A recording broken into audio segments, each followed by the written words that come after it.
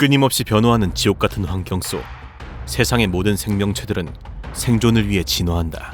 진화에 실패한 생명체에게 돌아오는 결말은 오직 멸종뿐. 그리고 그것은 인간도 마찬가지. 자연의 흐름과 탐욕에 따라 기괴하게 진화해 나가는 미래의 인간들. 200년 뒤부터 5천만 년 뒤까지 과연 미래의 인류는 어떤 모습일까? 200년 뒤 지구의 미래는 암울했다. 지구 온난화는 단순히 환경적 문제가 아니라 인류를 멸종으로 몰아넣을 위협이 되었고, 계속되는 환경 오염은 마침내 모든 빙하를 녹여버린다. 해수면은 상상할 수 없을 정도로 상승했고, 뉴욕, 서울, 런던과 같은 거대 도시들은 모두 물속으로 사라졌다. 대지의 대부분은 침수되었고 인류는 육지에서 더 이상 살아남을 수 없게 된다. 고지대에 남은 일부 사람들은 지옥 같은 시간을 버티며 남아있는 기술력을 총동원, 인류의 생존 방향을 모색하기 시작한다. 살아남기 위한 유일한 방법은 바다에 적응하는 것뿐. 마침내 인류는 자신의 몸을 유전자 조작으로 바꾸기 시작, 바다에서 살아남기 위한 첫 번째 진화를 시작한다. 그렇게 탄생한 신인류는 바로 아쿠아모프. 아쿠아모프의 팔다리는 물속 생활에 완벽히 적응하기 위해 길고 유연하게, 그리고 지느러미처럼 바뀌었으며, 피부 또한 저항을 최소화하며 물속에서 자유롭게 헤엄칠 수 있도록 미끄러워졌다. 눈은 심해의 어둠 속에서도 사물을 정확하게 감지할 수 있도록 둥글고 크게 진화하였으며, 그들의 귀는 더 이상 소리를 듣기 위한 기관이 아닌 물속의 진동을 감지할 수 있는 새로운 감각기관으로 변화하게 된다. 무엇보다 가장 큰 변화는 바로 아가미. 몸에는 물고기나 다를 바 없는 아가미가 생겨 더 이상 물속에서의 호흡을 걱정하지 않게 되었는데, 이쯤 되자 처음에는 육지의 인간들과 교류하며 살아가던 그들도 시간이 흐를수록 점차 바다 깊은 곳에 적응해갔고, 바다의 변화는 그들을 완전히 바꾸기 시작한다. 이제 그들은 인간과의 교류를 서서히 끊고 자신들만의 사회를 구축하기 시작. 시간이 지날수록 아쿠아모프는 점차 육지의 기억을 잃었고 심해의 깊은 곳에서 인간성마저 상실하게 된다. 그렇게 그들은 인간과 완전히 분리된 완전한 바다 생명체로 진화, 바닷속 깊은 곳에서 고립된 운명으로 영원히 살아가게 된다. 그리고 인간들은 유전자 조작을 통해 바다 생명체로 진화하는 프로젝트를 진행하는 동시에 우주로의 진출도 끊임없이 시도하였는데, 200년간의 연구 끝에 마침내 우주에서도 생존할 수 있는 새로운 인류, 베큐모프가 탄생하게 된다. 베큐모프는 우주의 진공 상태에서 살아남을 수 있도록 진화한 신체 구조를 가지고 있는데, 피부는 두꺼운 막으로 덮여 있으며 수백 수천 도씨에 달하는 극한의 온도 변화와 방사선도 견딜 수 있었다. 호흡기관은 이미 퇴화해 산소가 없는 진공의 우주에서도 생존이 가능하게 되었다. 실로 엄청난 진화에 이들은 인류의 희망으로 떠오르게 되었는데, 그러나 이미 우주에서 완전히 자급자족이 가능해진 베큐모프에게는 더 이상 지구의 인간들이 필요치 않았다.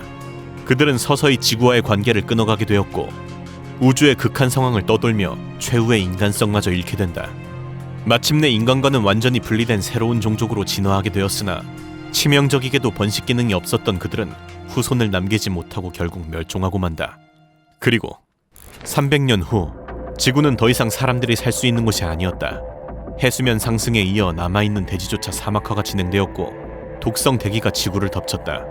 바다인간 및 우주인간 진화 프로젝트마저 실패한 지구의 인간들은 이제 마지막 희망, 기계기술에 모든 것을 쏟아부었고, 더 이상 인간의 육체로는 살아가기 어려운 환경 속에서 자신들의 몸을 기계로 개조해 나가기 시작.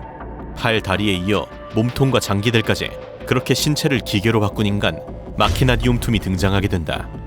기계와 결합된 신체는 매우 강력하였으며 이제는 심장을 넘어 두뇌까지도 기계로 교체해 나가기 시작한다.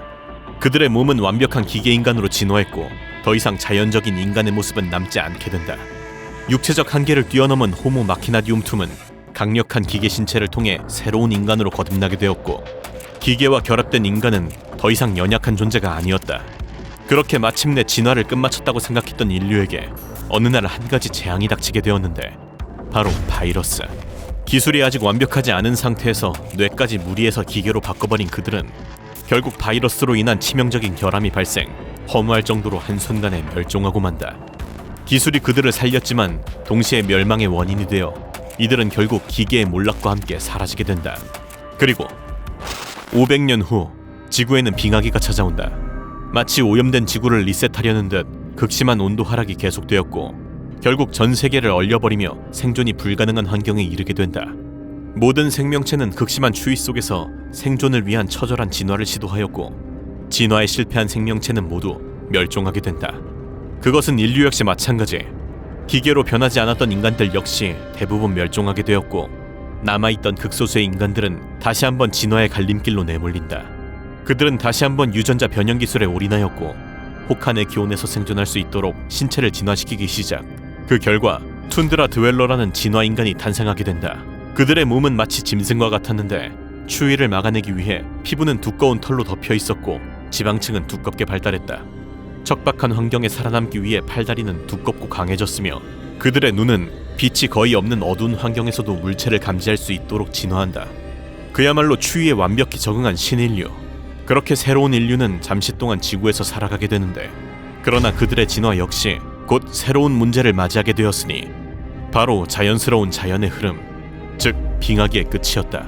빙하기가 끝나고 다시 온도가 상승하자 지구의 기후는 변하기 시작했고, 다시 따뜻해진 지구에서 툰드라 드웰러들의 진화는 오히려 생존을 위협하게 되었다. 추위에 적응한 그들의 몸은 더 이상 따뜻한 기후에 맞설 수 없었고, 결국 극지방에 소수만 살아남은 채 그렇게 그들의 진화는 실패로 끝나고 만다. 그러나 현대 문명이 몰락한 뒤 더 이상의 환경오염이 일어나지 않자 지구 또한 원래의 모습을 되찾기 시작했고, 과거에는 보지 못했던 푸르른 하늘과 초록빛의 식물들까지 다시 자라났다. 그리고 변화한 환경에 적응한 극소수의 인류는 초원에 사는 초식성 인류인 플레인스 드웰러와 숲에 사는 포레스트 드웰러로 진화하며 끈질긴 인류의 생명을 이어가게 된다. 그리고 1000년 뒤 빙하기 이후 리셋된 지구에서 살아남은 인류는 다시 한번 눈부신 문명을 꽃피운다. 기술 발전은 이전보다 훨씬 빠르게 이루어져 어느새 과거의 수준을 아득히 앞지르기 시작하였다.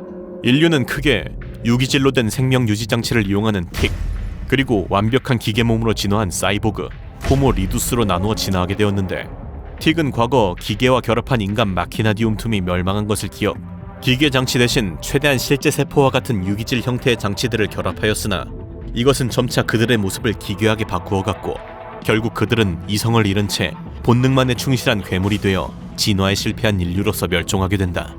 이와 반대로 호모 리두스는 인간의 감정과 본능을 불필요한 걸림돌로 여기며 철저하게 통제, 오직 이성의 극대화만이 인간이 더 완벽해지는 유일한 길이라 믿고 감정을 완벽히 제거한 채 이성적인 기계인간으로 살아가게 된다. 이미 불필요한 완벽한 기계화에 성공한 그들은 병에 들거나 자연사하는 일은 사라졌고, 결국 영생을 누리는 신에 가까운 인류로서 최종 진화에 성공하게 된다. 그러나 가장 완전한 것은 가장 불완전한 것과 같다고 했던가. 그 완벽함 속에는 큰 문제가 있었으니 바로 인간성. 감성이 아닌 철저하게 이성적으로 생각했을 때 인간의 삶은 그 존재 자체만으로도 우주적인 관점에서 엄청난 비효율이었다. 결국 지극히 합리적인 선택으로 모든 합의를 끝낸 그들은 어느 날 그들 스스로 삶을 종료한다. 그렇게 완벽해 보였던 호모 리두스가 자멸하며 첫 번째 인류의 끈질긴 진화는 종말에 이르게 된다. 그리고 그로부터 수십만 년 뒤, 지구에서 재탄생한 두 번째 인류. 그들은 이전의 기계 인류가 남긴 과학과 지식을 습득하여 기계 문명을 이룩 지구를 넘어 우주로 진출하기 시작한다.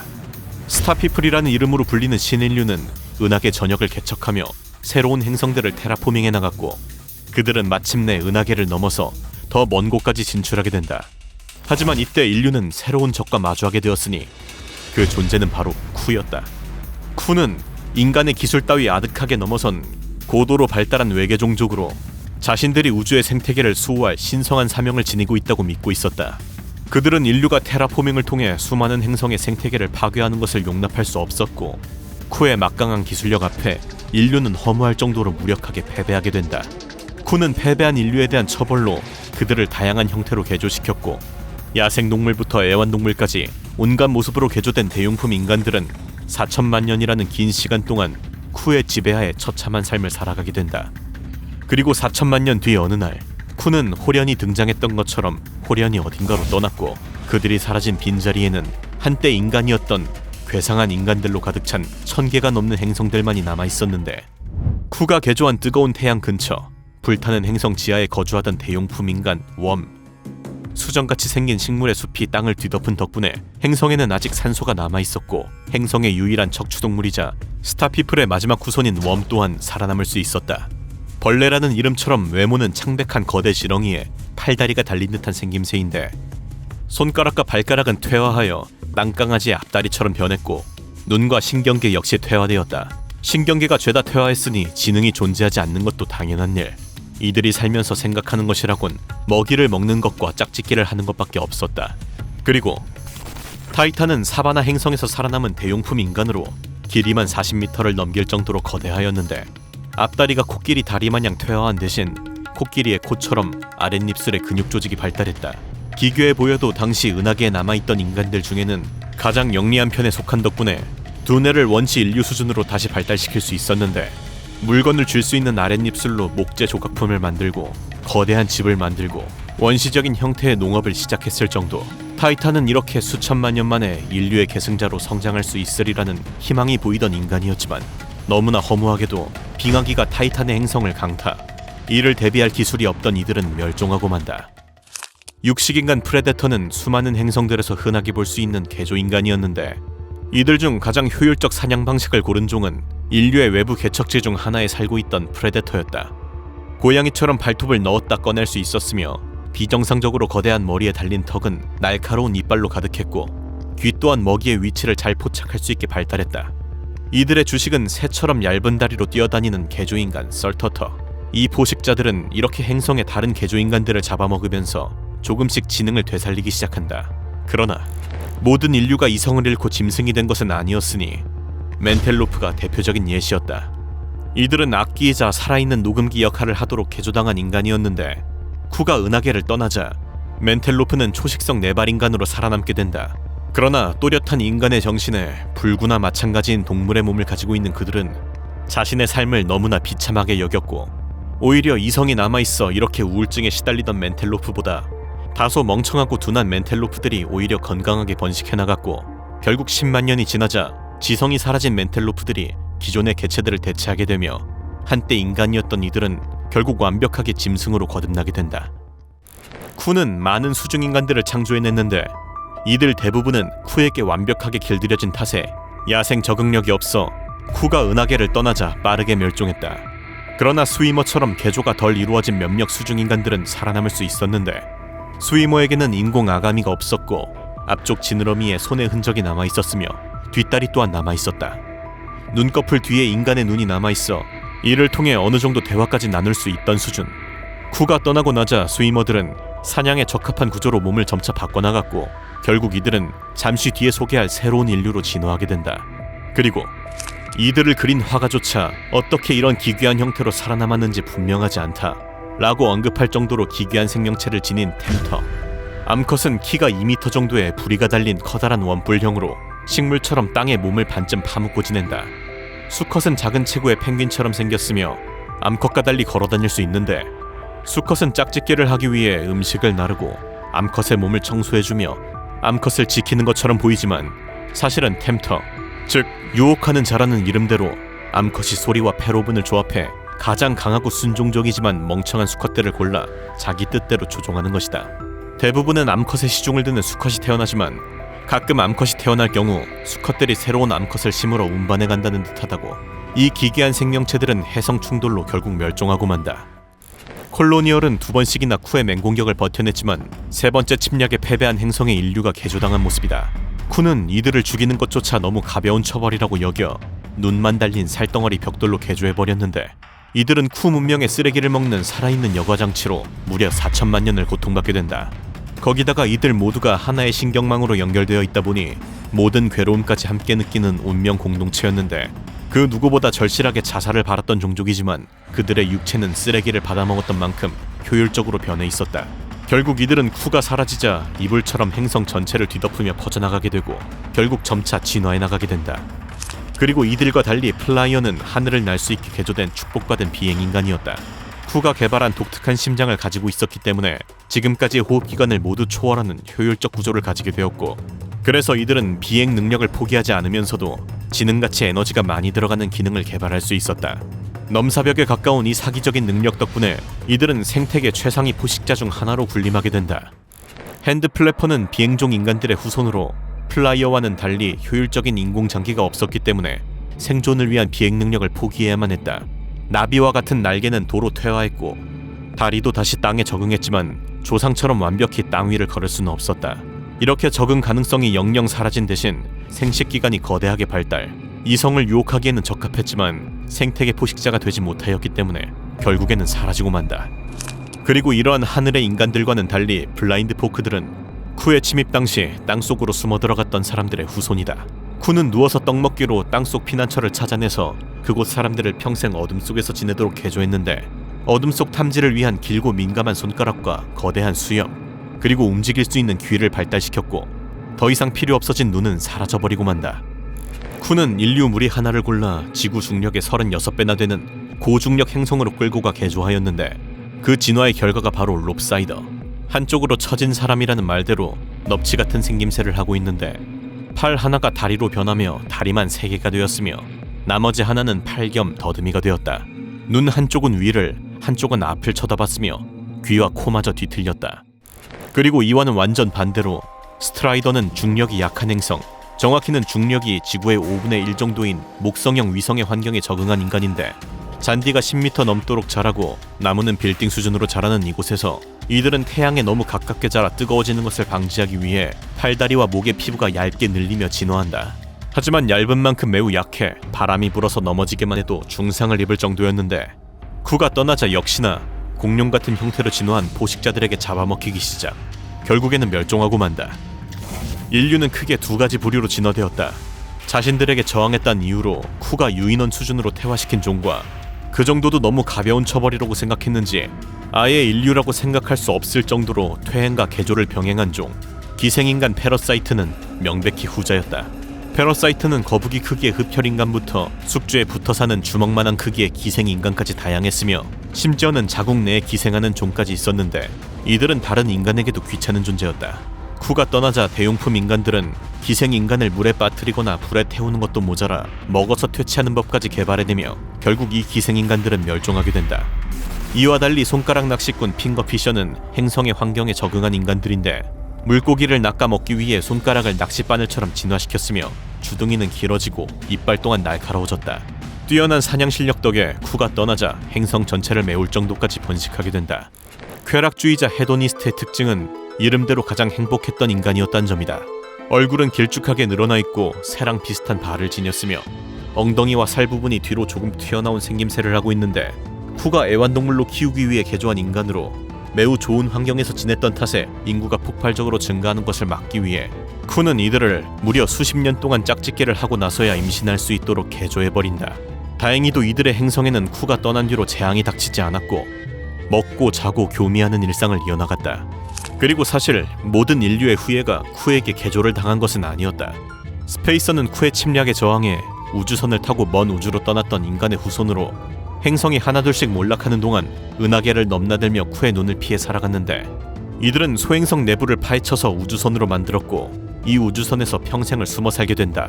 이들의 뼈는 무중력 환경에서 길고 가늘게 자라났으며 소화계와 호흡계 기관은 심장 질환과 충혈을 피하기 위해 압축되었다. 이 진화 덕분에 이들은 항문에서 공기를 배출, 우주를 헤쳐나갈 수 있었다. 다양한 형태로 개조당한 쿠의 시대 이후 쿠가 떠난 자리에는 몇천 년간 이어진 혼돈의 시대가 계속되었고, 이 긴 암흑기가 지나고 나자 기괴하게 변해버린 인류들은 다시 조금씩 운명을 꽃피우기 시작하였으니 스네이크 피플, 뱀 사람이 바로 대표적인 예시였다. 과거의 개조인간 웜은 여러 가지 형태로 진화해 나갔는데, 이러한 웜의 후손 중 뱀처럼 진화한 것이 바로 이 스네이크 피플. 그들은 뱀의 몸에 달려있는 거대한 손으로 세상을 빠르게 바꿔나갔으며 나선형 뇌로 관찰, 사색, 철학적 사고를 하며 다시 한번 지능을 회복하게 된다.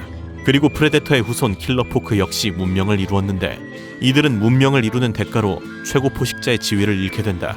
사냥할 때 쓰던 검치는 작고 연약해져 과거 인간 남성들의 생식기처럼 자신을 과시하는 기관이 되었으며, 뾰족한 갈고리 발톱도 간신히 작은 동물을 죽일 수 있을 정도로 작아졌다.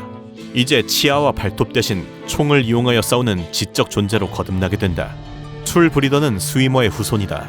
물속에 살던 그들은 불을 이용해 복잡한 도구를 만들기 어렵다는 사실을 깨달았고 자신들 스스로를 도구로 개조하며 번식, 문명을 이어나가게 된다. 그리고 가장 비참한 개조인간 콜로니얼의 후손 모듈러 피플. 그들의 조상인 콜로니얼은 시간이 지나자 똑같은 모습에서 벗어나 저마다 분화하여 각기 다른 역할을 하기 시작하였는데, 마치 하나하나가 각 세포 역할처럼 각기 다른 기능들을 수행하고 이들이 모두 합쳐져 모두가 함께 생존하는 방식으로 진화하게 된다. 소설 맨 애프터맨과 올 투머로우스에서 각기 다른 모습으로 진화해 나간 미래의 인간들, 다른 종족에 의해 강제로 그리고 살아남기 위해 스스로의 의지로 계속해서 모습을 바꾸어갔고 과거의 인류 모습은 결국 점차 사라져갔다. 하지만 모습은 달라도 그들의 뿌리는 모두 같은 현생 인류. 각 시대는 다른 형태로 인류의 이야기를 계속 이어나가고 있으며 그들의 운명은 서로 연결되어 있다. 과연 인류 진화의 끝은 어디로 이어지게 될까?